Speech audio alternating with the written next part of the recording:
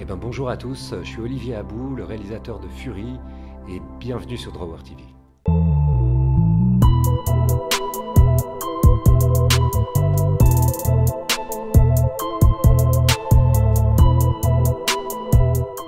Bonjour, c'est Drawer et bienvenue à cette nouvelle vidéo où nous sommes actuellement au Festival du film fantastique de Strasbourg. Je suis avec Adrien. Bonjour Adrien. Salut. Comment ça va? Très bien et toi? Tu es trop mignon. Et bonjour David, ça va? Ça va et toi? Très bien. Nous allons parler du film d'Olivier Abou qui s'appelle Fury, Get In dans sa version US. Ouais. Donc ça parle d'une famille, donc fait divers qui s'est passé à Leucate, dans le sud de la France, où une famille s'est fait déposséder de sa maison après avoir laissé donc cette dite maison à des amis. Oui, c'est nous. On est devant le portail qui n'ouvre pas, la télécommande marche plus et visiblement vous répondez pas à votre téléphone. Et quand ils sont rentrés chez eux, les serrures étaient bloquées, la famille ne voulait plus rendre la maison à leur propriétaire. Oui, mais le film se passe pas à Leucate. Non, le film se passe pas du tout à Leucate. Il se passe où d'ailleurs déjà? Je me rappelle plus. Dans le nord, non? C'est pas dans le nord? Ouais, c'est peut-être dans le nord. C'est notre maison. Non. Pour l'instant, ils sont chez eux. On a signé un contrat, non? Mais quel contrat? C'est l'histoire de cette famille composée d'un noir, appelé un bounty, c'est-à-dire qu'il est noir à l'extérieur mais blanc dans son âme, et avec sa femme qui est totalement blanche, et leur enfant qui est métissé. Voilà. Donc voilà, donc ils sont dépossédés de leur maison, et puis la justice ne fait rien pour leur rendre, et donc du coup, ils vivent dans leur jardin, comme trois cons. Et après, ils vivent dans un camping d'abord. Dans un camping. Et après, dans leur jardin. On va payer les traits de notre maison pour loger 2 squatteurs pendant qu'on vivra dans une caravane avec notre fils. Voilà, donc du coup, le film parle de plein de sujets. Parle de racisme, parle de la volonté de justice, ouais. D'injustice, ouais. De la relation couple. C'est ça, et de possession, du coup. De possession, d'ego, de beaucoup de choses. D'avoir des couilles. Ouais, d'avoir des couilles. On t'écoute. Si vous faites voler, c'est que vous êtes un faible. De tromperie, de couple, de sexe. De tout, en fait. Il parle de plein de choses. De tout ce qui est social. Mais dans un film, dans un thriller. Exactement. Dans un film d'horreur, on peut dire que c'est un film d'horreur. Un film d'horreur, ouais. Il y aura une interview de Olivier Abou qui a gentiment accepté de répondre à nos questions à la fin de cette review. Donc qu'est-ce que vous avez pensé du film, les amis? Adrien? Moi, c'est mon film préféré du festival pour l'instant. Carrément. Ouais, pour moi, c'est le pire film d'horreur en fait. Je préfère me retrouver face à un vampire que face à ma maison et ma clé qui rentre pas. J'avoue, ça fait mal. David? Moi, j'ai surkiffé ce film, mais pour moi aussi, c'est le meilleur film du festival parce qu'il est très bien réalisé. Il a assuré sur la réalisation. Le jeu d'acteur est pas mal. Pas mal. Non, il est pas mal. Il est très bien même. Il est de cet homme. Il est super bien réalisé. Je suis désolé. Là, on sort d'une séance d'un film qui m'a endormi. Comme j'ai dit, hein, c'est du social mélangé à de l'horreur et tout ça. Et il y a tellement à dire sur ce film que j'ai pas envie de parler. Ouais, après c'est difficile de parler du film sans rentrer dans sans le spoiler, sans le gâcher. Raconter, ouais, voilà un peu. Alors on peut dire que le film c'est vraiment une montée crescendo dans l'horreur. Au début, on est dans une horreur qui est vachement ancrée dans le réel. Puis après, on se détache quand même un petit peu du fait divers. Je pense que t'es une victime. Parce que t'as décidé de l'être. Voilà. Sachant que le fait divers, c'était des petits retraités qui se la sont fait mettre à l'envers. Ça a duré 3 mois et ça a été réglé.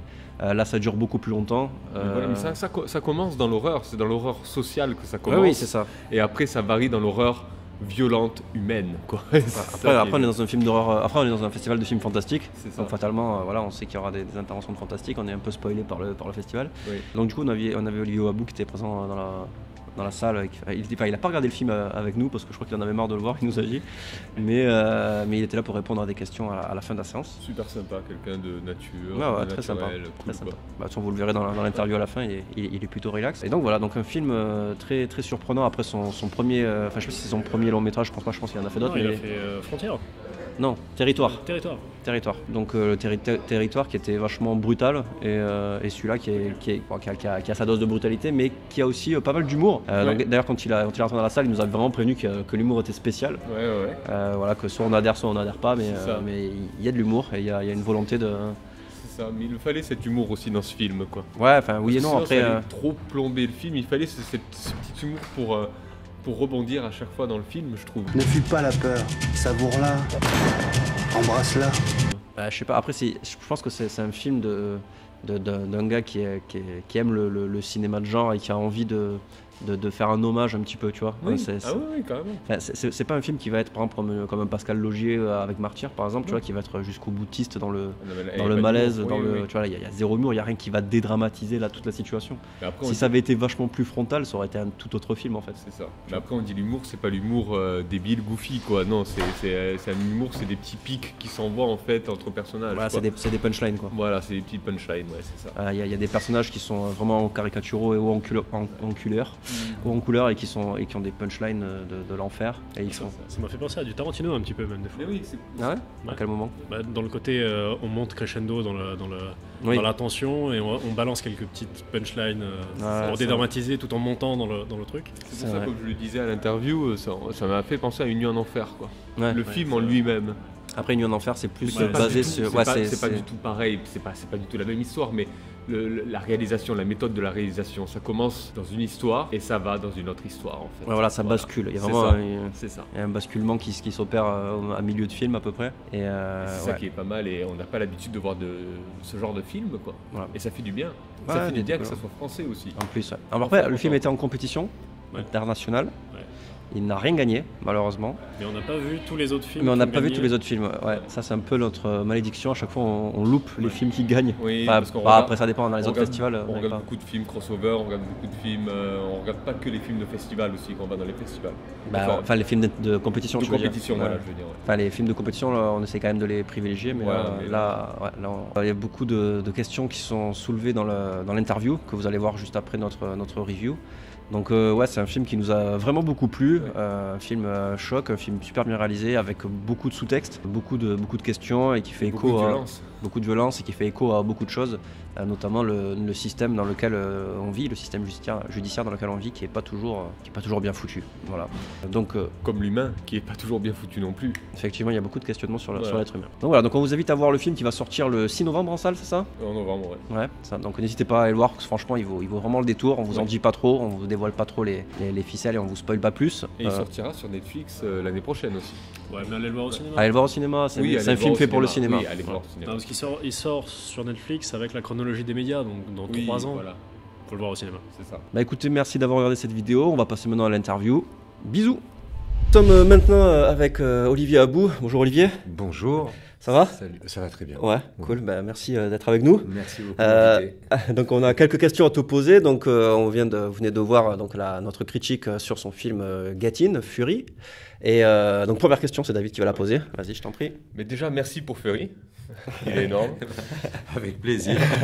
You're welcome. Et j'ai une petite question. Ouais. On avait dit sur la critique que ton film s'inspirait de faits réels. On voulait savoir pourquoi ce fait réel. La petite histoire, c'est que c'est Aurélien Mola, avec qui j'ai écrit le scénario, avait écrit une première version de ce script. Lui, il s'est intéressé à ce fait divers-là, parce qu'en effet, il trouvait que ça avait un super potentiel pour parler la propriété. Je ne sais pas si c'est vraiment le sujet le plus important, mais en tout cas, de la violence qui, dans certaines situations, peut se déployer chez un individu, homme ou femme, en l'occurrence ici c'est un homme. Donc lui il est parti de ce point de départ là. Il m'a fait lire ce scénario que j'ai adoré. On avait collaboré avant sur une série pour Arte qui était un thriller fantastique, vaudou pour Arte qui s'appelle Maroni. Et c'était une super belle rencontre avec Aurélien. Il m'a fait lire ce script que j'ai adoré et il m'a dit voilà, en gros vas-y fais-en ce que tu veux. Maintenant, bon, moi, c'est des sujets qui me parlent beaucoup. Le travail que j'ai fait avant, c'est vrai que le sujet de la violence ou de la sauvagerie au sein de l'humain, c'est un truc qui m'intéresse. Et à quel moment il peut exploser, à quel moment on y est confronté, comment il faut regarder ce qu'on a à l'intérieur parfois. Donc il y avait un peu tous ces éléments-là qui m'intéressaient. Voilà d'où est parti ce point de départ-là. Après, j'avoue aussi que ce qui est super intéressant, c'est que c'est un truc qui intéresse beaucoup de gens. La propriété, le flip de rentrer chez soi, de trouver des gens. C'est vrai que c'est un sujet hyper concernant et à tous âges en fait. Exactement. Et ça, je trouve que c'est chouette d'avoir un point de départ et de s'adresser aux gens en leur proposant un film dont le point de départ est assez large, consensuel, on va dire. Et déjà, la première violence, c'est une violence sociale, quoi, directe. Ouais. Et c'est ça qui est bien. Et après, faut regarder le film, mais c'est énorme, quoi. Pour moi, quand j'ai vu ton film, c'est totalement rien à voir. Hein. Mais c'est comme si j'avais vu Une nuit en enfer. Ah. Tu dis ah ça commence bien, ok d'accord, et après tu fais what. Voilà. Là, je vois ce que tu dis, mais c'est plutôt une belle référence parce que c'est vrai que j'étais pas obligé de jouer ce renversement complètement, même esthétiquement. Ouais. En fait, c'est une rupture. Alors, je sais pas, il y a une petite phase avant qui nous prépare peut-être à ça, mais c'est vrai que c'est un vrai choix aussi que de pas rester dans une sorte de réalisme social hyper ancré, mais de s'amuser ensuite derrière avec les codes du genre. Ouais. Mais je pense aussi pour prendre un peu de distance avec la violence, c'est-à-dire à la fois se le prendre vraiment dans la tronche et en même temps prendre un peu de recul, se dire finalement ça n'est que du cinéma, c'est des codes que je connais, il y a aussi un peu d'humour pour mieux encore retomber dedans la minute d'après. Donc moi c'est ce jeu-là avec le spectateur qui m'intéresse. Ouais. Puis ce qui est cool avec ce fait divers, c'est que le fait divers lui-même met le spectateur en empathie, quoi. Oui. On est là, on a personne n'a envie d'être face à une injustice pareille, voilà. Et du coup, on est avec eux direct, quoi. Et puis tu rentres dans le vif du sujet très rapidement. Et ça, c'est bien de pas prendre le temps. Quoi. Exactement. Bah ouais, c'est pour ça que ça commence direct par ce petit début ensoleillé à la Ouais, plage, très mais feng avec shui, une musique qui dit tout le contraire, Ouais. du genre oui, regardez, c'est joli, mais en fait, ça va vraiment mal, ça va mal se passer. Et c'est vrai, ouais, c'est vrai ce que tu dis. On s'identifie très très vite au héros, à la famille, et du coup, c'est ça que j'ai essayé de créer. On a envie qu'il agisse. Je me dis, il me semble qu'on le trouve trop passif. Il fait pas assez de choses. Oui, il essaye de s'en sortir par la justice, avec la police, etc. Mais à un moment donné, on a envie, je pense, de lui dire, mais vas-y, quoi, fais quelque chose, défonce-les. Et ce sentiment-là, en fait, il est un peu vilain, en vérité. Mais pourtant, on le ressent tous et c'est naturel. Bien sûr. Et donc, il s'agissait, dans la dernière partie, de réfléchir aussi à pourquoi nous, en tant que spectateurs, on a cette pulsion et ce désir de voir cette violence se déployer. Après, ce film, je trouve qu'il fait partie aussi de nos jours là, parce que maintenant c'est la mode en ce moment, tout le monde va voir un coach de vie sur l'ego et tout ça. Et ce film, c'est un parfait exemple en fait, sur l'ego et tout ça, quoi. Ah, tu penses à son coach perso dans le film? Exactement. Oui. C'est Mais comme un coach perso, quoi. Ouais, c'est vrai, Mais c'est le vrai. coach, Il lui fait réaliser pas mal de choses, Il quoi. lui fait réaliser pas mal de choses, mais je pense que ce coach, en fait, on l'a tous en nous. En fait, il faut juste qu'on soit peut-être à l'écoute de cette voix. C'est un peu aussi ce que le film essaye de raconter. Ce gars-là, il est qui vraiment? Enfin, c'est là aussi où moi j'avais envie de m'amuser à ce que le film il reste pas ancré socialement jusqu'au bout et qu'à un moment donné ça devienne, comme hier je disais au Q&A, qui est une lecture plus symbolique en fait du film. Voilà, que ce soit pas juste terre à terre. Et c'est pour ça que plus on avance, moins la propriété est le sujet, en réalité. Ouais. Du coup, pendant le film, moi, il y a une référence qui m'a beaucoup sauté aux yeux parce que je te connais pas trop, mais je pense que tu es quelqu'un qui aime le cinéma fatalement et qui a des références. Pendant les Q&A, tu nous as sorti quelques références. Et il y en a une qui saute aux yeux, c'est Jordan Peele avec Us. Non, en fait, Us, Get Out, ton film s'appelle Get In. Alors Us, évidemment non, puisque le film il était fini bien avant que Us sorte, donc Okay. non. Parce que moi le film je l'ai fini en janvier 2019, il était fini, bouclé, terminé. Il y avait Get Out aussi. Et alors Get Out, oui en effet c'était compliqué de ne pas y penser, un héros noir qui veut sortir d'une maison, un héros noir qui veut rentrer dans une maison, en effet. Alors en français, ça a toujours été Fury. Il se trouve que pour l'international, ça sera Get In, qui est une super bonne idée des vendeurs inter. C'est vrai que c'est malin, d'un point de vue marketing, c'est super bien vu. Mais c'est vrai que moi, j'y avais jamais pensé, honnêtement. C'est vraiment leur idée à eux. Ensuite, oui, il y a cette histoire aussi d'identité. De mise à mal de l'identité du héros noir, du regard de la société, de lui, comment, en tant que noir, d'un coup, tout ça, ça révèle quoi chez lui ? Cet élève qui le traite de bounty, donc toute cette problématique autour de l'intégration, assimilation, voilà, qui m'intéressait. Et en effet, de ce point de vue-là, on peut tirer des comparaisons avec Get Out, mais je t'avoue qu'elles n'ont jamais été très directes en fait, dans ma tête. C'est vraiment... Et parce que surtout qu'à la fin du film, le titre, Get In, il est placardé, il prend tout l'écran et on était là, c'était presque un clin d'œil, un gros clin d'œil. Get In, Get Out, on l'a direct. Bien sûr, ouais. Et puis en plus, il y a le double sens de... Voilà, vous savez comment le film se finit, avec quelle scène, donc... le double sens du Get In vis-à-vis de sa femme et de cette scène particulière, sans trop spolier. Il y a de l'humour aussi dans l'arrivée de ce titre. C'est-à-dire que ça dit d'une certaine manière, c'est pas dans la maison qu'il avait envie de rentrer, en vérité. Voilà. En plus, c'est un couple noir-blanc, c'est exactement comme dans Get Out. C'est pour ça qu'on a aussi fait le... Oui, bien sûr. Non, c'est évident. Puis ça aussi, c'était intéressant. Un héros noir en France, c'est pas si souvent, même si c'est de plus en plus. Enfin, les jeunes de banlieue, comme tu disais. Mais souvent, voilà, c'est une catégorie d'individus qu'on va voir évoluer. Et là, c'est vrai que c'était intéressant de prendre un mec lambda, petit prof, en province, voilà, dans le nord de la France, avec une petite vie super, son petit enfant, sa petite femme, voilà. Et de partir de ce point de départ-là, plutôt que d'en faire le sujet, en fait, dès le départ. C'est qu'une couche parmi d'autres dans le film. Dans le fond. Parce qu'on s'est aussi un peu renseigné sur le fait divers, du coup ça nous a intéressé sur ce fait divers qui s'est passé à Leucate. Oui. Mais ces gens qui se sont fait voler leur maison, c'était des retraités. Oui, exact. Et on s'était dit que alors cet angle que tu as pris avec ce nouveau couple, cette famille même, c'est super intéressant. C'est vrai qu'avec des retraités, ça aurait pu faire quelque chose de fun. Pourquoi pas avoir gardé l'idée des retraités? C'est vrai. C'est vrai. Alors là pareil, Aurélien avait déjà procédé à cette transformation quand j'ai lu le scénario. Et c'est vrai que vu les problématiques, et en particulier les problématiques de couple, violence et sexe, c'est toujours un bon cocktail difficile à manier pour pas tomber dans le grotesque. Mais c'est vrai que moi, ça m'intéressait d'en parler. Ouais. Avec les retraités, bon, pourquoi pas, il y a du sexe aussi chez les retraités. Ouais. Mais, peut-être faut faire un remake de Fury en mode senior. Fury. En plus, les retraités, ils n'ont rien à perdre, quoi. Certains, tu vois, ils sont sur la fin, ils n'ont rien à foutre, quoi. Fusil à chasse et on y va. Je t'avoue que ce qui nous amusait, c'est qu'il y a un côté tragique et absurde. C'est-à-dire qu'ils se retrouvent à vivre dans ce camping-car pendant que des gens vivent dans la grande maison. Enfin, il y a un truc quand même... c'est quand même amusant, même si c'est tragique ce qui leur est arrivé. Et, voilà, les pauvres, ils ne le souhaitent à personne. Mais il y a une dose d'humour là-dedans. On se retrouve dans le 6 mètres carrés, pendant que les autres dans la grande baraque. Plutôt pas mal. Ça s'éloigne de la vraie histoire. Est-ce que les vraies personnes concernées ont vu le film? Alors, je ne sais pas, moi je suis jamais rentré en relation avec eux, mais c'est vrai que ce serait intéressant. Faudrait que je regarde, mais ça va être compliqué parce que je pense pas que leur nom n'ait jamais été donné, et c'est normal, sur la presse, sinon j'aurais pu leur envoyer une petite invite. Il a été donné. T'as trouvé le nom? J'ai trouvé le nom, il y a leurs photos, leur maison, il y a tout. Alors vous me donnez une super idée, je devrais les rentrer en contact avec eux sur Facebook, ils doivent avoir une page Facebook, il n'y a pas de raison, et je pourrais leur envoyer... mais c'est une bonne idée. Je pense qu'ils vont triper. Je vais chercher je pense pas qu'ils soient aficionados de films de genre. Enfin, je sais pas, je veux pas m'avancer. Mais voilà, ils vont dire on était à ça. C'était pareil. C'est quoi, ça pourrait être vraiment super intéressant. Il va se dire j'en ai tellement rêvé que ça se passe comme ça. C'est ça, c'est clair. Quelle est ta scène favorite du film? Honnêtement, je crois que c'est la toute dernière. D'accord, on n'est pas obligé de la raconter.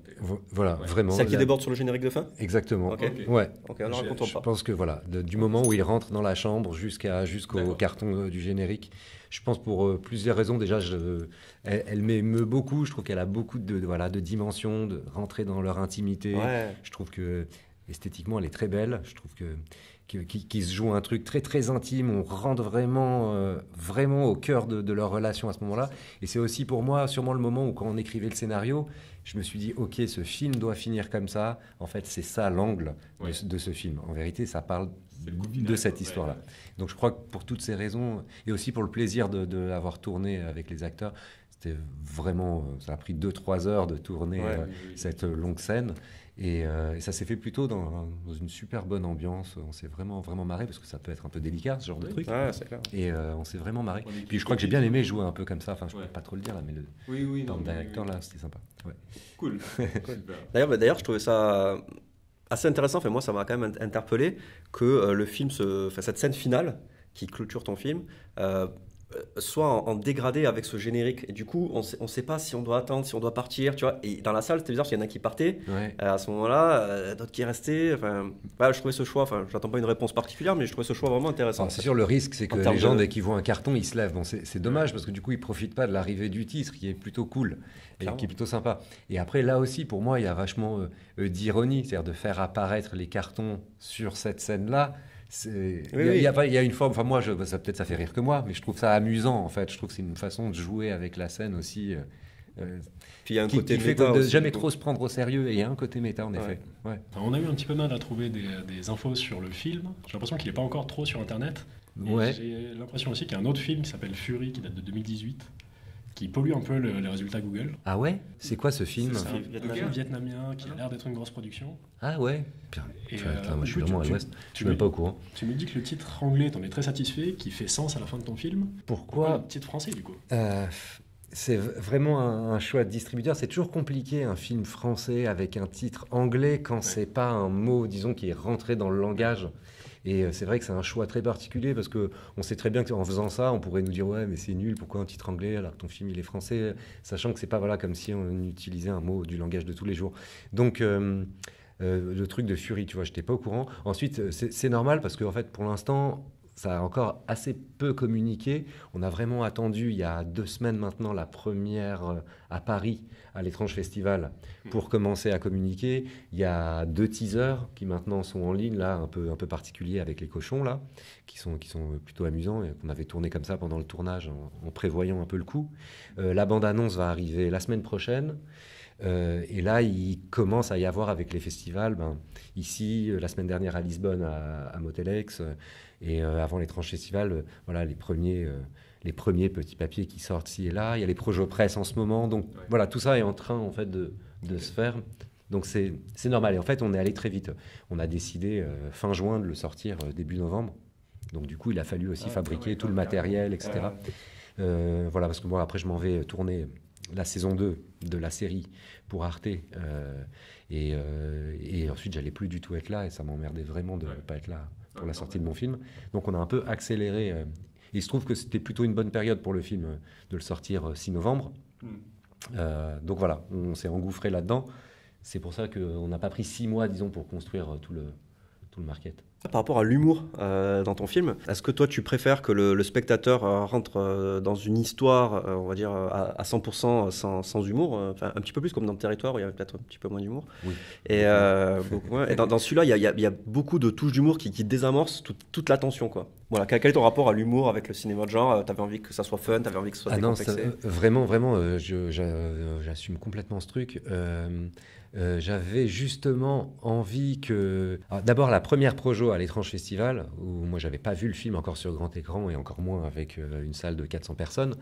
Ce qui m'a le plus fait plaisir, c'est vraiment les rires pendant le film. Ça fait bien marrer dans la salle, franchement. Alors hier, je suis pas resté parce que ça y est, j'en ai marre de le voir. Mais on me l'a dit. On m'a dit que ça s'est bien marré, que ça avait même applaudi à des moments. Donc j'aurais bien aimé savoir à quel moment. Celui qui est un peu taré, Eddie Leduc, il est formidable. avec son rire de fou là. Il est formidable. Il est super acteur vraiment. Que vous avez peut-être pu voir avant avec Judor, Problemos, etc. Ah ok, d'accord. Voilà. Donc pour moi c'est exactement ce que tu dis, c'est-à-dire désamorcer, ne pas trop se prendre au sérieux. Et puis en fait c'est comme des breaks dans les bons morceaux qui nous bastonnent la gueule. Le break fait du bien, permet de relâcher pour repartir plus fort derrière. Et c'est vrai que moi, j'adore penser l'écriture, le montage, vraiment comme un morceau de musique. Et pour moi, voilà, toutes ces ruptures, tous ces petits breaks qui permettent aussi une certaine, on va dire, réflexivité, en fait, par rapport à ce qu'on regarde. C'est-à-dire, c'est bien d'être immergé, mais c'est bien de prendre un peu de recul pour réfléchir à ce qu'on est en train de voir. Et moi, ce jeu avec le spectateur, il m'intéresse vraiment, surtout quand on parle d'enjeux moraux, un peu ambigu, avec des concepts qu'il faut manier un peu avec prudence, parce qu'on peut très vite se faire taxer de film réac et ce genre de trucs, et confondre en fait réagir avec être réactionnaire. En fait. La réaction avec être réactionnaire, c'est quand même pas la même chose. Et après, voilà, les rêves comme tu vois, les chiens de paille, ou hier, je sais pas si j'en ai parlé, mais ou History of Violence, comme ça, qui mélange sexe et violence, où en fait l'histoire du couple est vachement importante. Oui, certes, c'est l'histoire de Stuart Gage, mais en vérité, c'est ce qui se passe aussi à l'intérieur de ce couple quand elle découvre qui il est vraiment. Et c'est ces sujets-là qui m'intéressent. Pas toujours évident de les manier, parce qu'on peut parfois considérer que le regard sur la femme dans ce film va être un peu particulier. Comment ça, elle est excitée à partir du moment où il devient viril, ça veut dire quoi? Mais alors, pourquoi pas, on peut pas en parler? Et surtout en ce moment, là. Et surtout en ce moment. Et alors que je pense vraiment que oui, on peut parler de ça. Ça n'a rien à voir avec lutter contre les violences faites aux femmes, contre les inégalités, ça n'a rien à voir. Et on touche des domaines de la sexualité qui forcément sont plus complexes, voire quasi politiques en fait. Mais on sent que dans ton film, on sent que tu as vraiment beaucoup de choses à dire, quoi. On sent que c'est dur de faire des films, donc quand tu as une occasion, tu t'exprimes. Ouais, c'est clair. Non, mais c'est super parce que du coup, ça permet de... on se pose... Moi, typiquement, pendant le film, il y a des moments où je décrochais parce que je me posais des questions. Tu vois, il y a des trucs qui m'ont touché. Alors, petite anecdote, voilà. Genre, par exemple, tu vois, moi, j'ai un voisin qui a un chien et son chien chie dans son jardin, mais non-stop, tu vois, et il ne ramasse jamais ses merdes. Ok. Et je suis allé le voir. Tu regardes? Ouais, non, mais voilà, si tu regardes, fais-le, vraiment, ça va partir en couille. et genre, tu vois, je suis allé le voir 3 fois, il m'a dit, oh, je vais le faire, il ne le fait jamais. Et du coup, et là, je me suis renseigné pour la justice, à part d'aller voir au tribunal d'instance, et tu vois, Ouais. c'est impossible. Ouais, Et du coup, j'étais là comme ça, je fais, est-ce que je vais aller le voir avec un fusil de chasse ou, tu vois, ou avec Ouais, un- c'est ça, et tu montes en Ouais, voilà, pression, c'est et tu ça, dis, mais et- non, mais n'importe quoi, je suis en train de m'emballer pour des merdes de chiens. Enfin, Ouais, faut c'est déconner. exactement ça, ouais. Et C'est ça. pourtant, cet Mais instant, pourtant, c'est là quand même, quoi. Ouais, je vois très Tu bien. vois. Et voilà, il y a ça, il y a le racisme, il y a il y a plein de choses. Donc c'est vraiment bien d'avoir des choses à raconter, quoi. Tu vois. Exactement. Ben ouais, après c'est vrai qu'on n'est jamais à l'abri du trop-plein. C'est un risque, mais bon, à un moment donné, faire un film, c'est un risque aussi, c'est prendre des décisions. Bien sûr. Puis après, le film, il appartient plus. Et je suis ravi que vous l'aimiez. Et puis, il y a des gens qui l'aiment moins et qui adhèrent moins à cette rupture brutale au bout d'une heure. Mais en même temps, c'est pas grave, c'est comme ça. Je trouve plus intéressant de plaire beaucoup à certaines personnes et puis pas du tout à d'autres. Je sais pas, on dit que quoi c'est au nombre de ses ennemis qu'on juge de la qualité de quelqu'un ou un truc comme ça.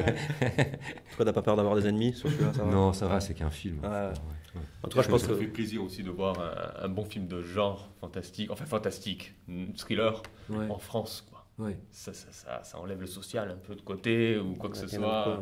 Ouais. Ouais, d'autant qu'on fait peut du bien. être ancré dans la société, parler du monde dans lequel on vit et faire des thrillers. la preuve. C'est ça. Et aussi mélanger les genres. Jouer avec. Enfin, moi j'adore, enfin, je sais pas, on aime tous le cinéma des années 70, d'ailleurs qu'il soit français ou américain, parce que justement, enfin, je sais pas, même Boissé, quoi, il pourrait être hyper intégré, ancré dans la réalité, dans le monde de son époque, et même des Dupont-Lajoie, voilà, le racisme, et, tout ça, et faire un pur thriller. Carrément. Et après, tout le nouvel Hollywood, on n'en parle même pas. Donc, et à cette époque-là, le mélange des genres, c'était une qualité pour un film. Aujourd'hui, c'est difficile parce que tu rentres pas dans une case. Du coup, ça perturbe beaucoup autant la critique que les exploitants qui ne savent plus très bien comment vendre ton Faut film. que ce soit définissable rapidement. Et ouais, c'est ça. Il faut rentrer dans une case, c'est plus simple. Et en fait, c'est vrai que moi, ça m'intéresse peu, mais parce que ça m'intéresse peu en tant que spectateur, en vérité. Bah écoute, merci. Bah ouais. On te souhaite vraiment beaucoup de succès pour ton film. Merci beaucoup. Ah Il sort le 6 novembre. Et ensuite, il aura toute cette petite vie, Canal+, VOD, DVD, Blu-ray, et partout dans le monde sur Netflix à partir de 2020. Super. Ok, Voilà. super. Avant la France, mais dans 36 mois avec Il Chronologie sera au des cinéma médias. avant en France et après sur Netflix. Ça, Exactement. c'est cool, ouais. Ça, c'est bien. Ouais. T'as voulu faire un film de cinéma, c'est bien ça. Bah oui, c'est cool. Yes. Merci beaucoup, Merci Olivier. à vous. Salut. Merci Olivier. Merci. Voilà, la vidéo est terminée. N'hésite pas maintenant à aller me rejoindre sur les réseaux sociaux ou aller sur YouTube. Tu peux aussi regarder une pub là-dessus et ça me donne de la thune. Pas beaucoup, mais ça fait plaisir. Bon, voilà, partage la vidéo évidemment. J'ai passé 1000 ans à la faire. Je te fais des bisous. Tu es un public formidable.